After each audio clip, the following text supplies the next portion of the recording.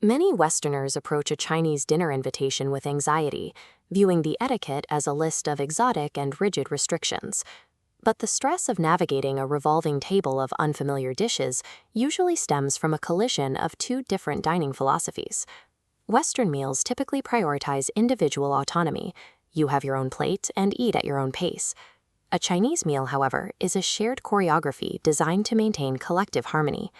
Participating in this shared choreography signals that you prioritize the group's needs over your own.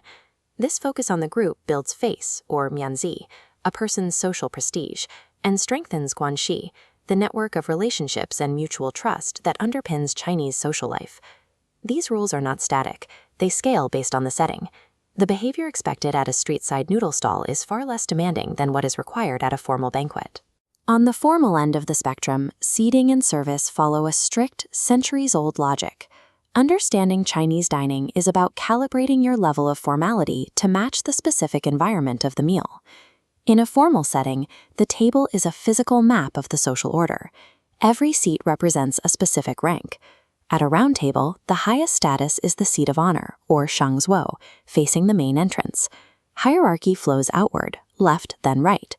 The host sits opposite, near the service door, to manage the meal. Accidentally claiming the seat of honor as a junior guest or a foreigner creates an immediate breach of protocol that can be awkward for the host to correct. This social order also governs the timing of the meal. No one picks up their chopsticks until the guest of honor or the eldest person begins eating. While Western habits encourage immediate eating, Chinese etiquette requires diners to wait. This acknowledges the group's hierarchy and shows respect for the host. When the meal commences, the way you handle your chopsticks communicates your familiarity with local taboos and hygiene preferences. Most mistakes are forgivable, but there is one absolute taboo that applies to every Chinese dining context, from casual homes to boardrooms. Never stab your chopsticks vertically into white rice. This mimics incense burned for the deceased. Bringing funeral imagery to the dining table is considered a significant faux pas. A second major taboo is passing food directly from your chopsticks to someone else's. This mimics the ritual passing of cremated remains. Chinese dining centers on communal sharing, with dishes placed in the middle of the table for everyone to sample.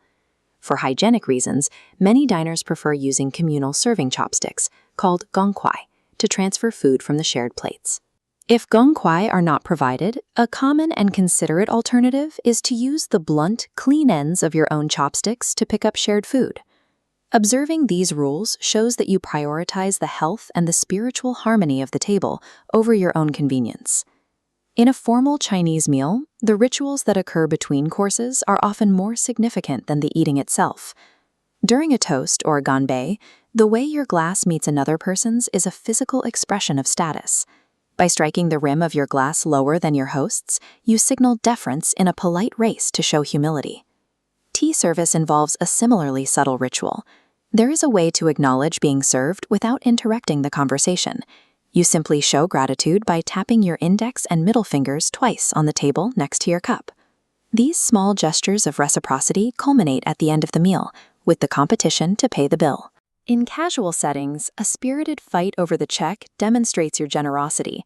However, in formal business meetings, the host who invited you is traditionally expected to pay, and preventing them from doing so can cause a loss of face.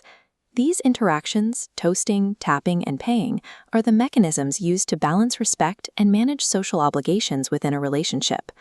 Etiquette in China is contextual. Applying rigid state banquet protocols to a street food stroll is just as out of place as bringing street food manners into a corporate boardroom. To calibrate your behavior, identify which of these three dining scenarios best fits your situation. For the casual tourist at a local noodle shop, the seating chart is irrelevant. Your main priorities are basic cleanliness and avoiding major chopstick taboos. As a family guest, the focus shifts to group harmony. This means serving elders first, participating in the bill-paying ritual, and being attentive to others at the table. In a formal banquet hall, the business diplomat must observe the seating hierarchy, follow toasting protocols, and leave a small amount of food on the plate to signify that the host provided more than enough. At its core, Chinese dining is a language of hospitality. By adapting your behavior to the specific scenario, you trade individual control for a seat in a centuries-old social ritual.